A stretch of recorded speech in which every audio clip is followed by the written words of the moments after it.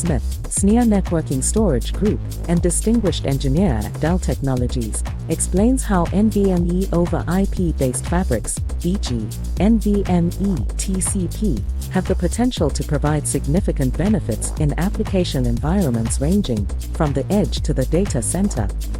However, before fully unlocking the potential of NVMe over IP-based fabrics, it is necessary to overcome the discovery problem.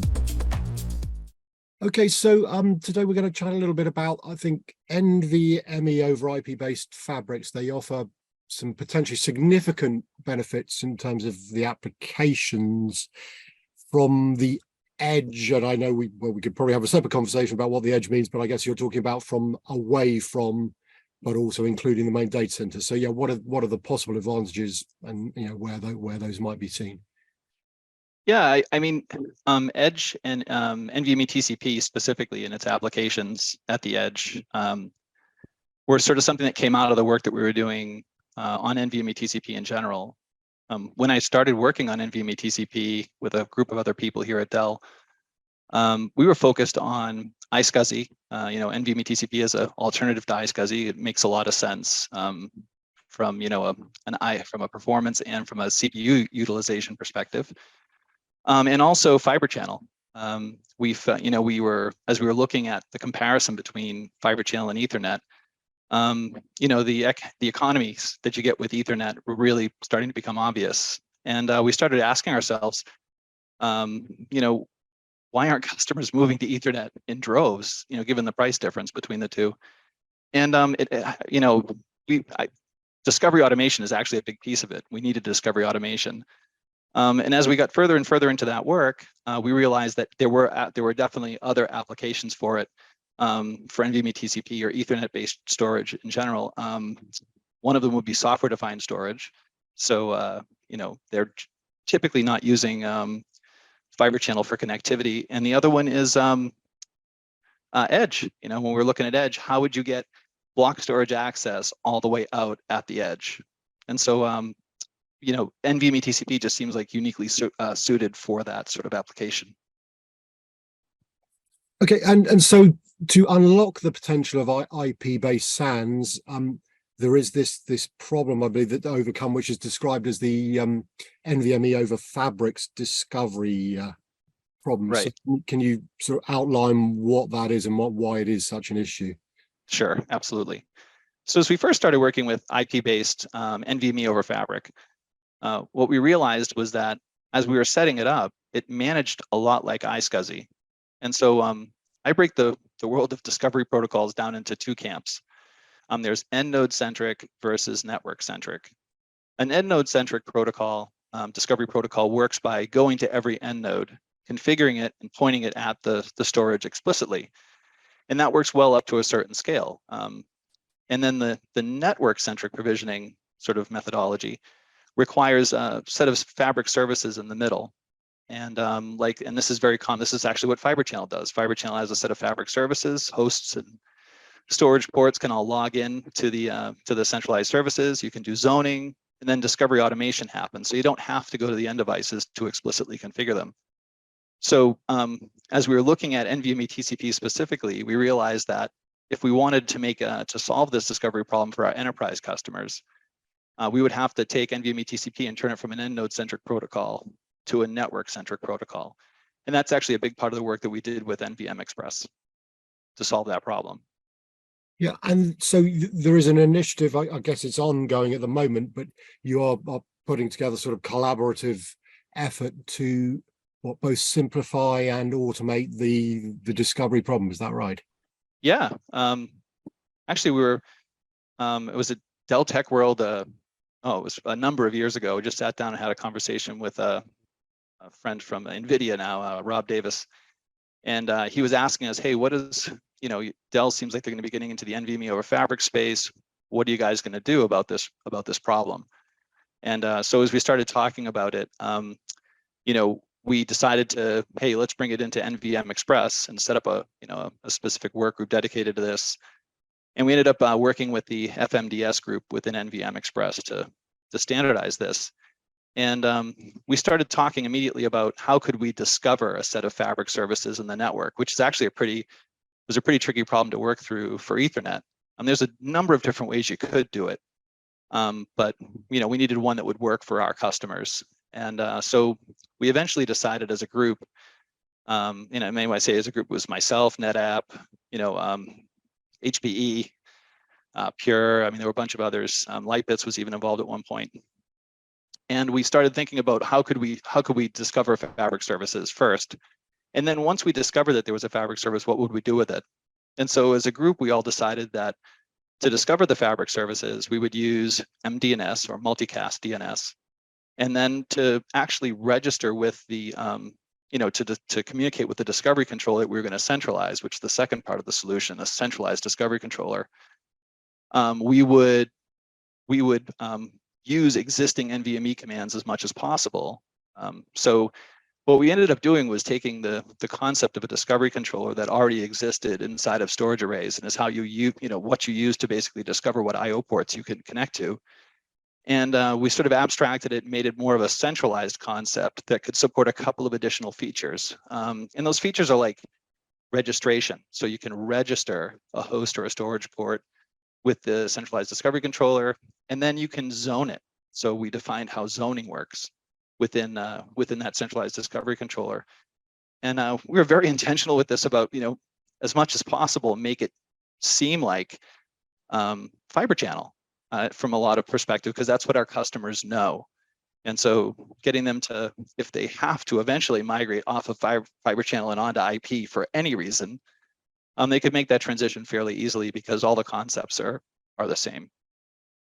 We also know, it's not just because we, we wanted to make it easy for customers to migrate to fiber channel from fiber channel to Ethernet. We also understood how this type of a system works. We understand the scalability limitations, some of the types of issues we'd run into, and already know how to architect around them. So it was also really convenient for us to reuse as much of that work as possible.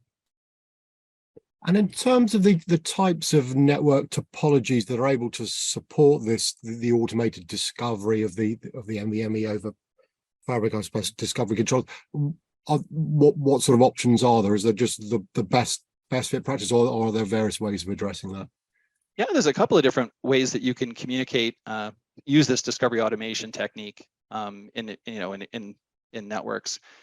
Probably the easiest is if you had your host and your subsystems connected to the same broadcast domain, and maybe you're a small environment, and you only really want your host. You don't mind if your host discovers all of your storage ports in the environment, and if that's the case, you're on the same broadcast domain. You don't care about really the scalability effect of this. You could use MDNS to go ahead and directly discover your storage systems, and that uses a technical proposal called TP8009.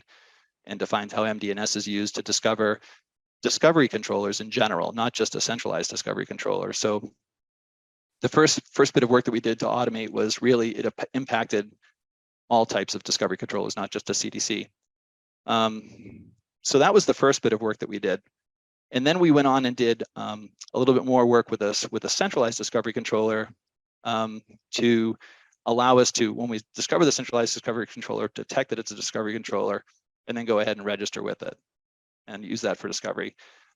That sort of configuration works in a single subnet with a host and storage connected to it, but it can also work in a leaf spine environment where your leaves are all parts of different subnets. And as these storage environments are scaling up, putting all your host and storage ports into a single subnet doesn't really scale. And we have customers who go up to like 1,000 ports per subnet for storage networking, but there are limitations there, especially when you're using MDNS for discovery. It can get kind of chatty. So what we've worked to do is to figure out how we could use MDNS on each subnet to advertise the location of a centralized discovery controller, and then made it possible for host and subsystems to communicate with that centralized discovery controller, even if it's located on a different subnet. And so the challenge with that, if anybody who's worked with storage on trying to get it to work across layer 3, is that you typically have to add a static route to access those storage ports. And we knew that was going to be a problem. And I don't like doing it when I have to do it in my lab, and I know the customers probably don't like it either. So we did a bunch of work with our open source Linux discovery client called NVMe STAS. And NVMe STAS solves this problem in a pretty innovative way. It uses the fact that it can communicate with a discovery controller and uses the contents of the log page that gets back from the discovery controller to determine which interface on the host should be used to communicate with which storage port. And it completely sidesteps the whole IP routing issue and the need to update tables. So that was pretty good. So we can work, so just, shorter answer to your question is we can work in L2 and L3 networking environments with or without the host and subsystems located on the same subnet, and discovery automation will work. Okay, and in terms of the sort of compare and contrast between direct discovery and centralized discovery, is it literally a question of horses for courses? Is one preferable to the other? Just can you characterize what each brings and if there are any drawbacks to them as well? Sure. So the direct discovery method is where you have your host and your subsystem on the same subnet, could be different subnets, but the idea is you don't have any centralized discovery controller available. And we find that sort of a configuration is probably going to work well for customers who are in small, medium environments. And we say less than a dozen or so hosts would fit well into that category. And a centralized discovery controller, and a centralized discovery controller works for everything above that. Now, the reasons for that, they get a little involved, but again, with MDNS, if we're just using, just MDNS to discover, you run into a scalability problem because you're going to connect to every single DDC direct discovery controller. So take a big step back. There's two different types of discovery controllers. There's a centralized discovery controller, which is the thing that we standardized in TP 8010, and we've productized as Smart Fabric Storage Service. So that's a Dell thing. But there's also something called a direct discovery controller. And a direct discovery controller resides on the storage subsystem itself. And it's the one that's been there all along. When we were talking about discovery controllers prior to all the work that we did for discovery automation, we were talking about DDCs. So the DDC, so a host can discover as many DDCs as it wants, connect to them, and do get log page, try to discover resources. But the problem that we run into is that the host could have absolutely no storage sub volumes or namespaces available to them on a specific I/O controller, and may end up wasting a bunch of resources going through trying to connect to all those I/O controller ports just to figure out if they've got namespaces there or not. So it doesn't scale. That's the short answer is, direct discovery doesn't really scale that well. Centralized discovery, on the other hand, allows you to, through zoning, define a subset of subsystem interfaces that should be accessed by each host. And then when the host sends a get log page to this centralized discovery controller, it only gets back, 8 or fewer ports that it should be communicating with per subsystem, and then we'll go out and connect to them and won't waste any resources connecting to things that it shouldn't be. So it's one of scale. It's also one of familiarity. I expect some customers who are existing iSCSI customers who have already solved this problem through like a management orchestration framework approach. Maybe they wrote their own software to pair host and subsystems together so they don't have to go to every host and configure it manually. They might actually work well in a direct environment because they're going to control discovery themselves manually. But for everybody else, people who don't want to do that work or who have large environments, a centralized discovery controller is going to be pretty critical to ensuring that you can scale. In terms of the work that's been done to date, I mean, have you developed a sort of published protocol so far, or is it still in development and there's a plan to do it at some stage? Just good to understand where you are. Sure. So the two main technical proposals or standards involved with this work were TP 8009 and TP 8010. Both were ratified at the beginning of last year. So we were So we had a product. Actually, we announced our product about the same time that the specifications were being ratified. So that work again was done, with a whole group of additional companies chipping in.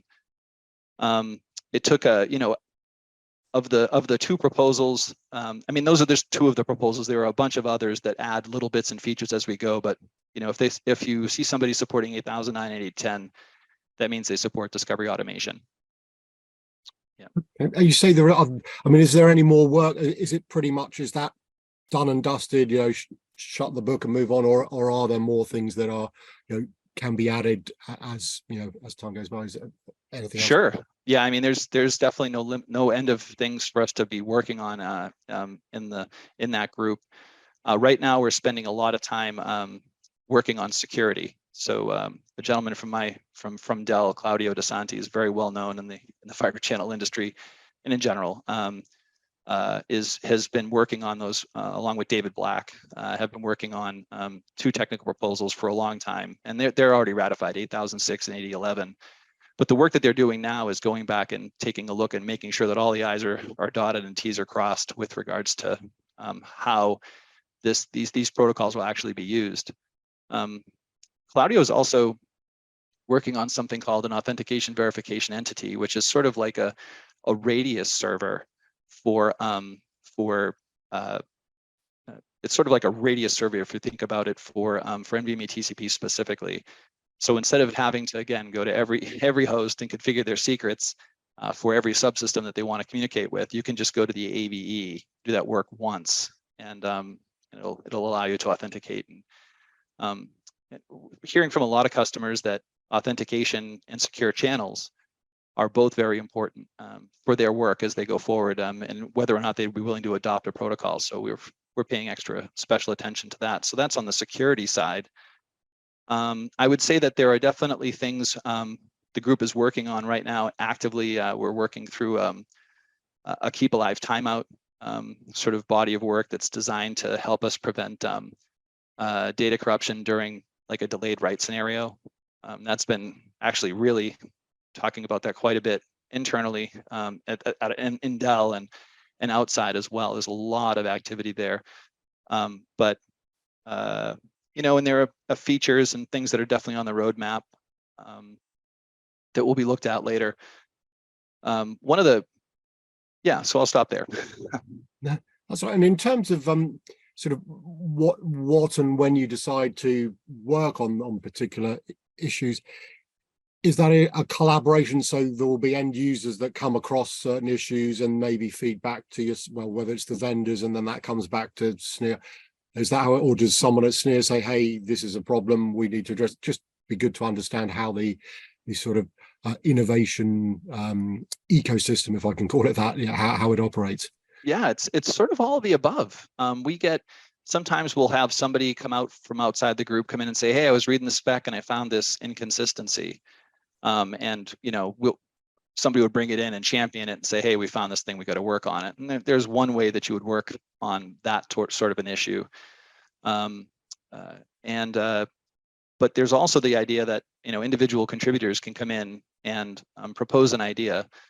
And within NVM Express, the idea is that you would first sort of pitch an idea to a group. The group would say, yeah, we like the idea, let's get it formalized. So you'd do something called submit a TPAR, a technical proposal authorization request. And the technical working group and the working group that you're working with, as well as the main technical working group, would all look at that and say, should we be working on it or shouldn't we? They try to define the scope, say, hey, go ahead and work on this, but work in this specific area. It's great because it sort of reduces some of the churn that goes on with competing proposals. As a matter of fact, I myself was working through a competing proposal related to keep alives and detecting a path going down. And we compared, we discussed it in that group for probably a little over a month. And then finally at the end of that time, I said, you know what, the other proposal is better. It's just going to be easier to implement. It does 80% of what mine does. Let's just go with that one. And so that's what we did. So the Linux problem moving forward is going to be using one specific approach to to avoid data integrity issues. And I think it's good, but it's very merit-based. Yeah, there are politics and everything, but I mean, I can't say honestly one technical proposal has been shot down from me for any sort of political reasons. It's a great group of people.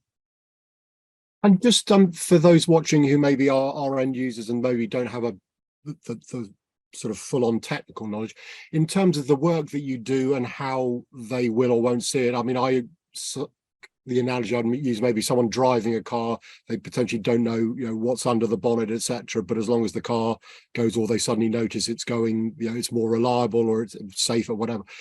How would you sort of explain the importance of what you're doing in terms of how it manifests itself for products that are produced in the way people, the end users interact with storage devices, solutions? Right. I view the role that I do and the role that we're doing, the work that I'm participating in as a member of FMDS and of NVM Express in general is, making sure two things can interoperate. Primarily, that's our first goal, interoperability. It's, if you don't have that, you don't have anything. So it's really defining frame formats and things so that customers don't have to worry about, options, selecting, oh, I'm going to interoperate with Dell today, so I'm going to select this checkbox. We don't want that. We want to have a common thing that works and is very robust. But beyond that, sort of some of the features that are coming in to this, to this technical body, and especially TP8009 and TP8010, is all about reducing friction between users and infrastructure. The fact that customers have to do storage provisioning to specific servers is an artifact. It shouldn't be a requirement to manage your storage or manage your infrastructure. And so as much as possible, I like pulling out manual configuration to make it automatable. And ideally, the best automation is the one that you don't know anything about. So it's great that you can go and set up Ansible and get all that stuff automated and write all your scripts and all that. That's fine. But coming out of the box, I think for something to be for it to be widely adopted, let's put it that way, it needs to be as much as possible plug and play. And so that's the work I'm doing, trying to reduce friction between users and their infrastructure. Okay, that's been lovely to chat to you, and you shared some brilliant information, insights, Eric. So really appreciate your time. Thanks very much. Thank you, Philip. Great to talk to you as well.